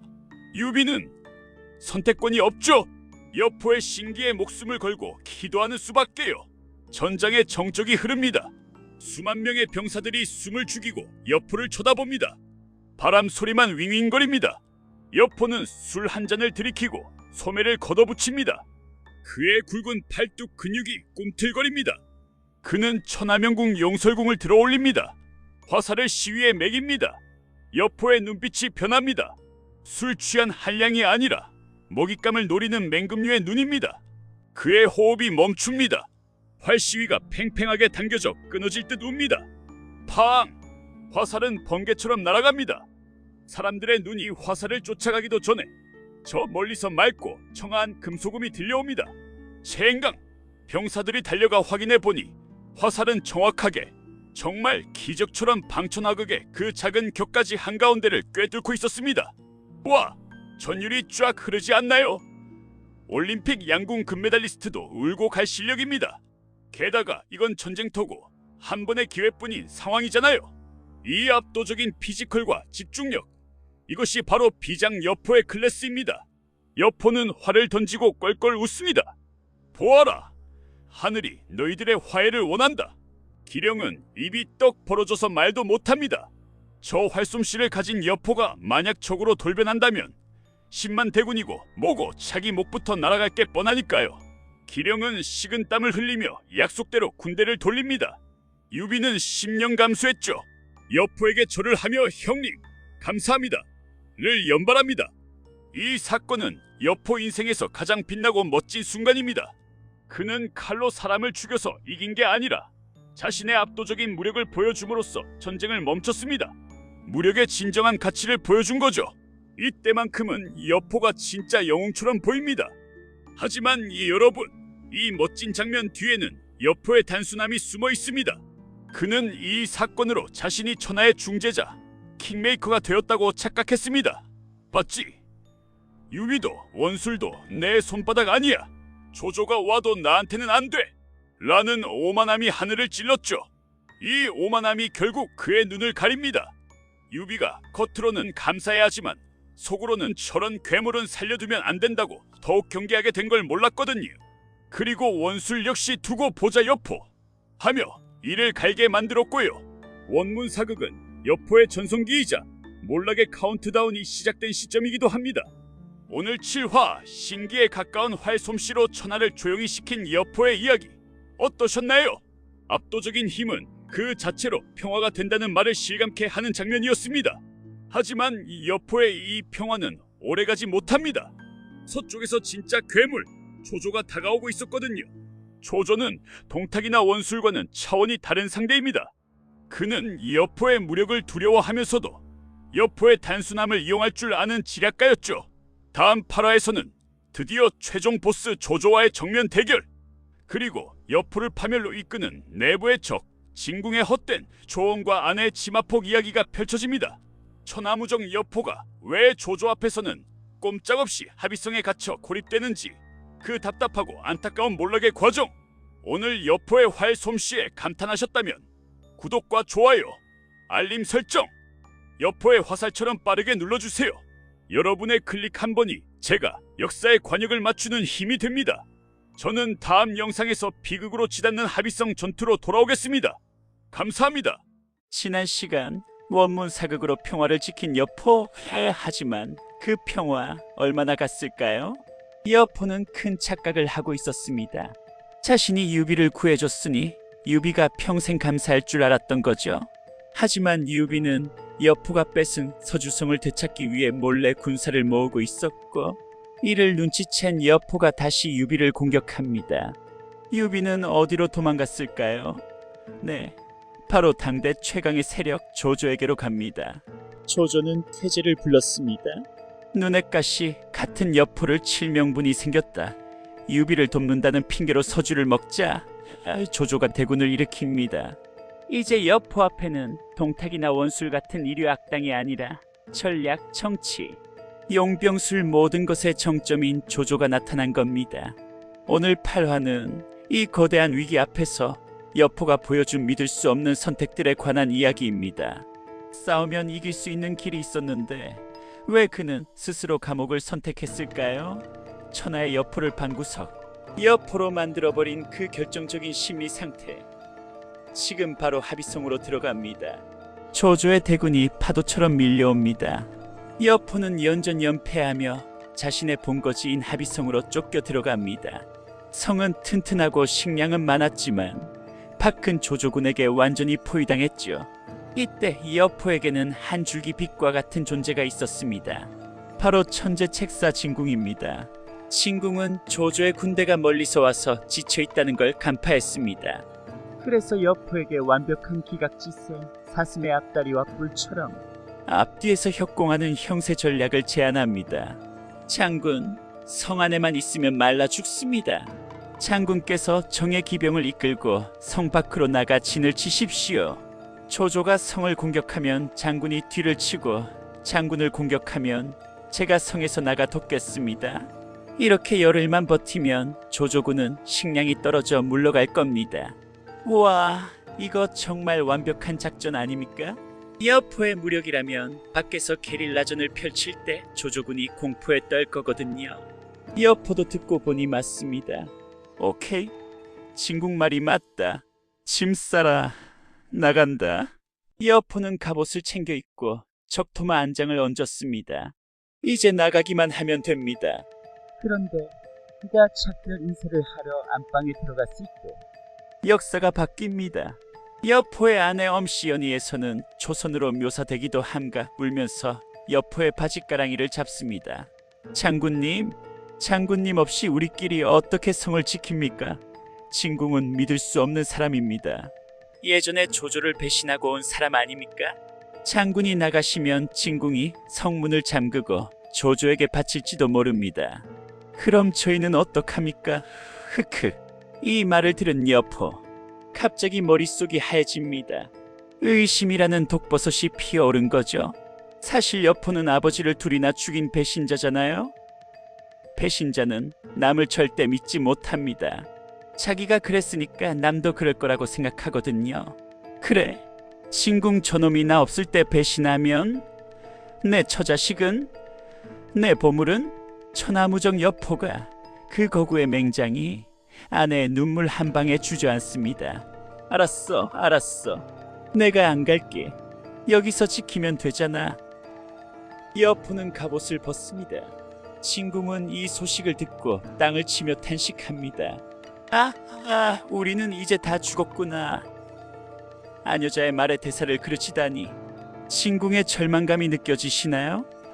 호랑이에게 날개를 달아주려고 했는데 호랑이가 고양이처럼 식빵 굽겠다고 들어놓은 꼴입니다. 조조는 여포가 안 나온다는 소식을 듣고 쾌재를 부릅니다. 여포는 끝났다.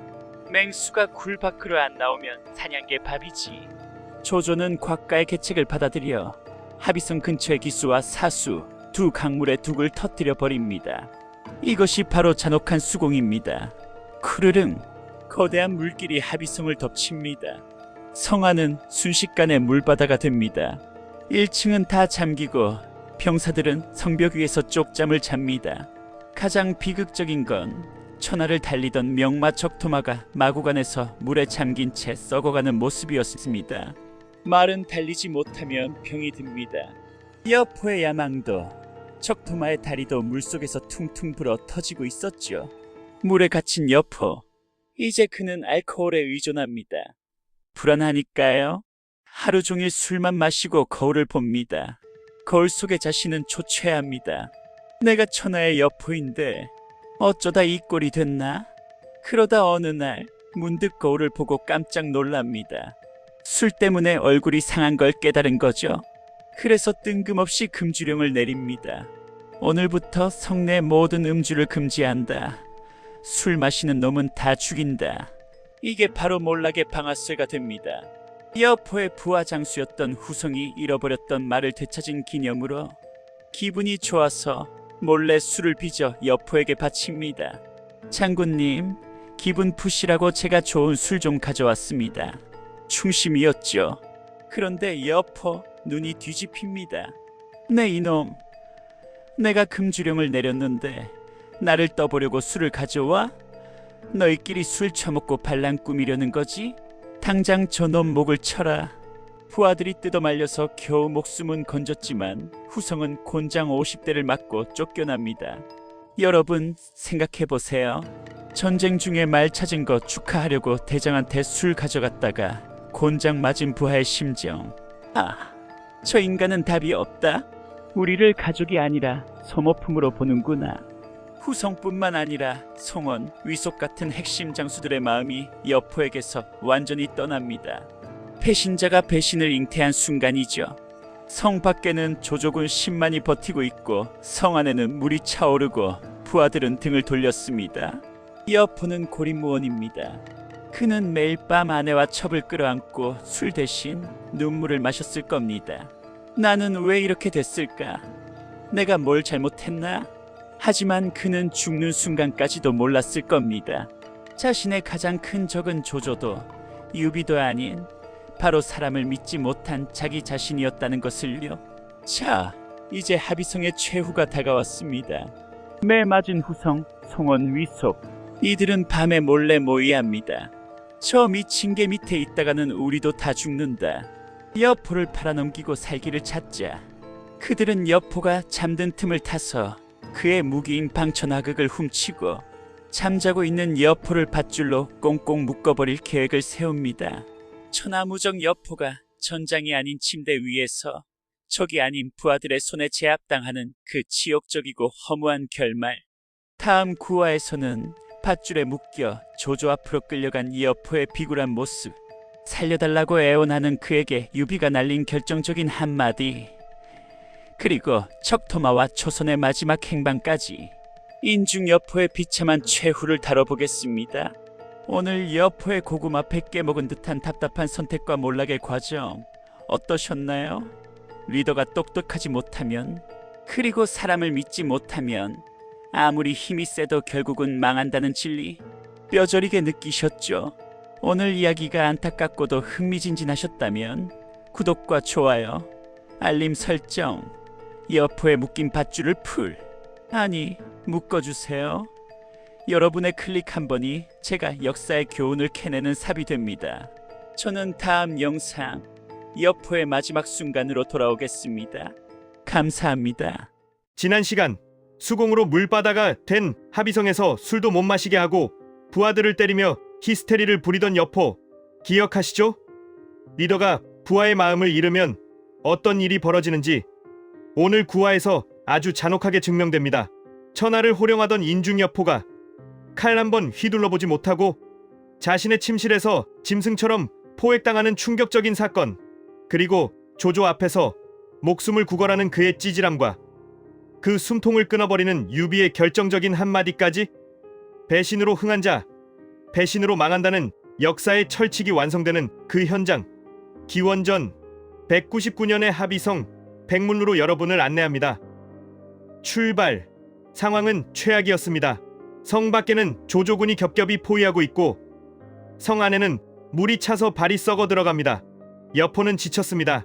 그는 낮에는 성벽을 돌며 경계를 서다가 밤이 되면 의자에 앉아 쪽잠을 잤습니다. 아내와 첩을 지키겠다는 일념이었지만 부하들에게는 그저 히스테릭한 독재자일 뿐이었죠. 이 틈을 타 여포에게 곤장을 맞고 앙심을 품었던 후성, 그리고 송원과 위속, 이 배신자 트리오가 움직입니다. 그들은 먼저 여포의 심장과도 같은 명마, 적토마를 훔쳐서 성 밖으로 나가 조조에게 바칩니다. 여포의 다리를 잘라버린 거죠. 다음날 아침, 여포는 적토마가 없어진 걸 알았지만 누가 훔쳐갔는지조차 파악하지 못할 정도로 지휘 체계가 엉망이었습니다.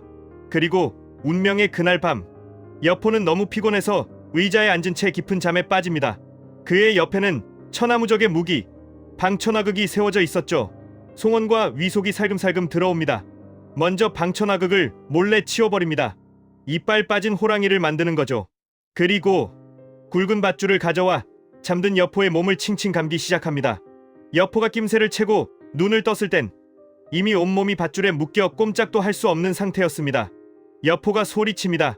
이놈들아, 내가 너희를 얼마나 아꼈는데 반역이냐? 위속이 비웃으며 대답합니다. 아꼈다고?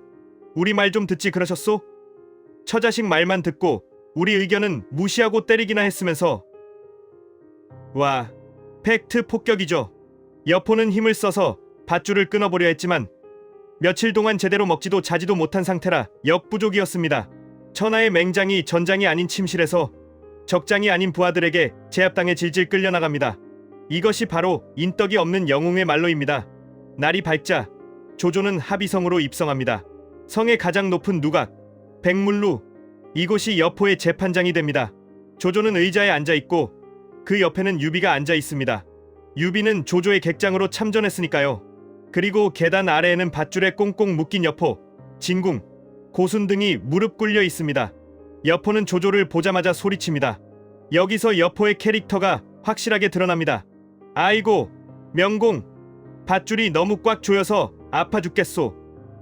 좀 느슨하게 해주시오. 여러분, 죽음을 앞둔 장수가 할 말입니까? 가오가 있지. 조조는 껄껄 웃으며 받아칩니다. 호랑이를 묶는데 꽉 묶지 않으면 안 되지. 참아라. 여포는 조조의 기분이 나쁘지 않아 보이자 바로 협상 모드로 들어갑니다. 살고 싶으니까요. 그는 눈을 반짝이며 조조에게 딜을 제안합니다. 명공, 당신이 제일 두려워하는 게 나 여포 아니었소? 이제 내가 잡혔으니 천하는 명공 것이오. 나를 죽이지 말고 부하로 써주시오. 명공이 보병을 이끌고 내가 기병을 이끌면 천하 통일은 식은 죽 먹기 아니겠소? 솔직히 이 제안 조조에게는 엄청나게 매력적이었습니다. 조조는 인재 욕심이 많은 사람이잖아요. 여포의 무력은 삼국지 원탑입니다. 그를 사냥개로 쓴다면 원소, 유표, 손책 다 쓸어버릴 수 있을 것 같거든요. 조조의 마음이 흔들립니다. 살려줄까? 내 밑에 두면 배신 못하게 꽉 잡을 수 있지 않을까? 조조가 고민하는 표정을 짓자 여포는 희망에 찹니다. 살았다. 바로 그때 조조 옆에 조용히 앉아있던 유비가 입을 엽니다. 유비는 여포에게 서주성을 뺏기고 가족을 인질로 잡혔던 뼈에 사무친 원한이 있는 사람이죠. 하지만 유비는 화를 내거나 욕하지 않습니다. 아주 차분하고 낮은 목소리로 조조에게 딱 한마디를 던집니다. 명공께서는 정원과 동탁의 일을 잊으셨습니까? 쾅! 이 한마디가 백문로의 공기를 얼어붙게 만듭니다. 정원, 여포의 첫 번째 양아버지만 여포가 목을 뱉죠. 동탁, 여포의 두 번째 양아버지만 여포가 배를 찔렀죠. 유비의 말은 이겁니다. 저 놈은 아버지도 죽이는 놈입니다. 당신이라고 안 죽일 것 같습니까? 살려두면 당신이 제3의 정원, 제3의 동탁이 될 겁니다. 와, 유비, 평소엔 인자한 척하더니 결정적인 순간에 가장 치명적인 독설을 날립니다. 이것이 바로 유비의 무서움입니다. 조조는 이 말을 듣고 정신이 번쩍 듭니다. 아, 맞다. 저놈은 배신의 아이콘이지. 내가 미쳤지. 조조는 고개를 끄덕이며 무사들에게 손짓합니다. 끌어내라. 여포는 기겁합니다. 그리고 유비를 향해 삿대질하며 욕을 퍼붓습니다. 이 키 큰 놈아. 은혜도 모르는 놈아. 내가 너를 원술한테서 구해줬는데 네가 나한테 이럴 수 있냐? 네가 제일 믿을 수 없는 놈이다. 여포의 절규는 처절했지만 이미 늦었습니다. 병사들이 여포를 끌고 내려갑니다. 반면 여포의 책사 진궁의 최후는 정반대였습니다. 조조는 진궁을 정말 아꼈습니다. 예전에 조조가 도망칠 때 진궁이 구해준 적도 있었거든요. 조조는 진궁에게 묻습니다. 공대, 자네는 지략이 뛰어난데 어쩌다 여포 같은 놈을 섬겨서 이 꼴이 됐나? 나한테 돌아오게. 진궁은 담담하게 말합니다. 조조, 당신은 간사하지만 여포는 무식해도 겉과 속이 다르지는 않다. 나는 간사한 죽음보다 무식한 죽음이 낫다. 조조는 다시 묻습니다. 자네가 죽으면 늙은 어머니와 처자식은 어떡하나? 이건 협박이 아니라 회유였습니다. 살아서 가족 챙겨야지라는 뜻이죠. 하지만 진궁은 끝까지 고개를 뻣뻣하게 듭니다. 효로서 천하를 다스리는 자는 남의 부모를 해치지 않고 인으로 세상을 다스리는 자는 남의 제사를 끊지 않는다고 들었소. 내 가족의 생사도 당신 손에 달렸지 내게 달린 게 아니오. 나는 죽음을 택하겠소. 그리고 진궁은 제 발로 처형장으로 걸어갑니다. 뒤도 돌아보지 않고요. 조조는 그 뒷모습을 보며 눈물을 흘렸다고 합니다. 그리고 약속대로 진궁의 가족을 평생 돌봐주었죠. 여포의 찌질함과 진궁의 비장함이 너무나 극명하게 대비되는 순간입니다. 결국 여포는 교수형에 처해집니다. 목이 졸려 숨이 끊어진 후 목이 잘려 성문에 걸립니다. 천하를 호령하던 비장, 삼국지 최강의 무신, 그의 나이 40대 초중반, 불꽃처럼 살다 연기처럼 사라졌습니다. 그의 애마 적토마는 어떻게 되었을까요? 조조가 가져갑니다. 그리고 나중에 관우의 환심을 사기 위해 관우에게 선물로 주죠. 초서는 정사에는 기록이 없지만 소설에서는 여포가 죽은 뒤 비구니가 되었다거나 자결했다는 등 여러 설이 있습니다. 여포의 죽음은 삼국지 초반부인 군웅할거 시대의 끝을 알리는 신호탄입니다. 동탁, 원술, 공손찬, 그리고 여포까지 쟁쟁했던 군벌들이 다 사라졌습니다. 이제 중원은 조조의 소나기에 들어갔고 원소와의 거대한 결점만을 남겨두고 있습니다. 그리고 유비는 다시 객식구가 되어 조조 밑에서 눈칫밥을 먹게 되죠. 오늘 9화 여포의 비참한 최후와 백문루의 드라마 어떠셨나요? 힘만 있고 지혜와 인덕이 없는 영웅의 말로가 얼마나 허무한지 뼈저리게 느꼈습니다. 자, 이제 대망의 마지막 10화 여포 스페셜의 피날레입니다. 여포가 죽고 난 뒤의 이야기, 그리고 여포라는 인물에 대한 총정리 심층 분석이 이어집니다. 그는 정말 나쁜 놈이었을까? 아니면 난세가 만든 피해자였을까? 현대적 관점에서 본 여포의 정신 분석, 만약 조조가 여포를 살려뒀다면 역사가 어떻게 바뀌었을지에 대한 이프 시나리오까지 여포 시리즈의 대단원 절대 놓치지 마세요. 오늘 영상이 흥미진진하고 충격적이었다면 구독과 좋아요, 알림 설정, 여포의 영혼을 위로하는 마음으로 꾹 눌러주세요. 저는 다음 영상에서 여포 이야기의 마지막 퍼즐을 맞추러 돌아오겠습니다. 감사합니다. 드디어 오늘 우리는 1화부터 함께 온 문제적 남자 여포 봉선의 긴 여정을 마무리하려 합니다. 백물루에서 형장의 이슬로 사라진 여포. 하지만 그의 죽음으로 모든 게 끝난 건 아닙니다. 오히려 수천 년이 지난 지금까지도 우리는 여포를 이야기합니다. 왜일까요? 그가 단순히 싸움만 잘해서, 아니면 배신을 많이 해서? 아닙니다. 여포라는 인물 속에는 인간이 가진 가장 원초적인 욕망과 가장 치명적인 결함이 동시에 들어있기 때문입니다. 오늘 마지막 10화는 죽은 여포를 불러내어 청문회를 여는 시간입니다. 현대의학의 관점에서 본 그의 정신 상태, 역사적 가정법을 통한 상상, 그리고 정사와 연희의 팩트 체크까지 여포와 개론의 끝판왕, 지금 바로 강의 시작합니다. 먼저 여포의 멘탈부터 털어봅시다. 많은 분들이 댓글로 여포는 왜 저렇게 멍청해요? 왜 저렇게 충동적이죠? 라고 물어보셨습니다. 현대 정신의학적 관점에서 보면 여포는 성인 ADHD와 경계성 지능 장애, 그리고 반사회적 인격 장애가 복합적으로 의심되는 인물입니다. 증거를 대볼까요? 첫째, 충동 조절 실패. 정원을 죽일 때도, 동탁을 죽일 때도, 유비를 배신할 때도 그는 깊게 고민하지 않습니다. 당장의 이익이나 감정에 휩쓸려 저질러버리죠. 미래를 계획하는 전두엽 기능이 약해 보입니다. 둘째, 집중력 부족과 산만함. 진궁이 아무리 좋은 계책을 내놔도 듣지 않습니다. 아내 말 한마디에 흔들리고 술 한 잔에 무너집니다. 셋째, 공감 능력 결여. 유비의 성을 뺏고도 형님 아우하자며 뻔뻔하게 구는 모습, 부하들을 때리고도 죄책감을 못 느끼는 모습. 이건 전형적인 반사회적 성향입니다. 하지만 여러분, 이걸 단순히 병이라고만 볼 수 있을까요? 1화에서 말씀드렸듯 여포는 변방의 야생에서 자랐습니다. 그곳은 생존이 최우선인 곳입니다. 내일 먹을 식량보다 당장 눈앞의 토끼가 중요하고 의리보다는 내 목숨이 중요한 곳이죠. 여포는 문명 사회에 적응하지 못한 야생동물이었을 뿐인지도 모릅니다. 그의 뇌는 전쟁터에는 최적화되어 있었지만 정치판에는 맞지 않았던 거죠. 다음은 여포의 무력에 대한 팩트 체크입니다. 여포 거품설도 꽤 있죠. 하지만 정사를 보면 여포의 무력은 찐입니다. 정사 삼국지 여포전에 대놓고 쓰여 있습니다. 여포는 힘이 세고 무예가 뛰어나 비장이라 불렸다. 특히 원문사극 사건은 정사에도 기록된 팩트입니다. 150보 밖에서 화살을 맞춰 전쟁을 멈춘 건 인간의 능력을 초월한 겁니다. 그리고 곽사와 1대1 대결을 벌여 창으로 찔러 이긴 기록도 있습니다. 곽사도 꽤 센 놈인데 말이죠. 연희에서 유관장 삼형제랑 싸운 건 허구지만 당시 사람들이 여포를 인중여포라고 불렀다는 건 그가 당시 무력의 아이콘이자 절대 기준이었다는 뜻입니다. 즉, 여포는 삼국지 세계관 최강자가 맞습니다. 반박 불가. 자, 이제 제일 재밌는 상상, 이프 시나리오입니다. 만약 조조가 백물로에서 여포를 죽이지 않고 살려뒀다면 어떻게 됐을까요? 조조는 사람을 다루는데 천재입니다. 항복한 장수들을 잘 써먹었죠. 만약 조조가 여포를 받아들이고 가훈아 순욱 같은 참모를 붙여서 철저하게 관리했다면? 상상해보세요. 조조군의 선봉에 여포와 적토마가 섭니다. 그 옆에는 관우와 장료가 있습니다. 여포, 관우, 장료 쓰리톱. 와, 이건 뭐 핵무기죠. 원소와의 관도대전, 여포가 알량과 문추를 순삭했을지도 모릅니다.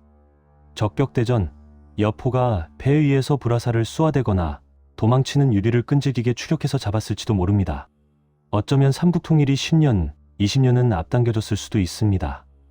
하지만 결국 언젠가는 여포가 또 배신했을 거라는 게 학계의 정설. 아니, 뇌피셜입니다.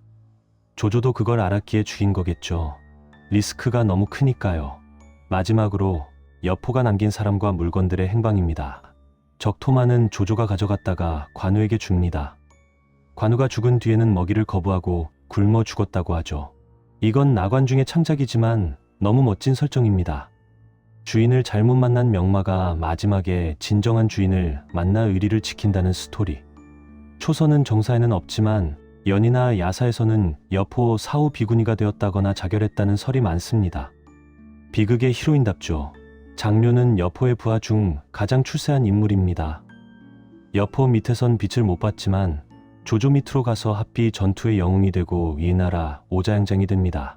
여포는 부하복은 있었지만 쓸 줄을 몰랐다는 걸 증명하죠. 자, 10화에 걸친 대장정을 마무리하며 여포봉선이라는 남자를 한 줄로 요약해보겠습니다. 난세가 낳은 괴물, 그러나 난세조차 품지 못한 야수.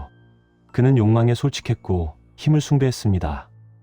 배신과 패륜이라는 꼬리표가 붙었지만 그건 어쩌면 가장 인간적이고 본능적인 생존 몸부림이었을지도 모릅니다.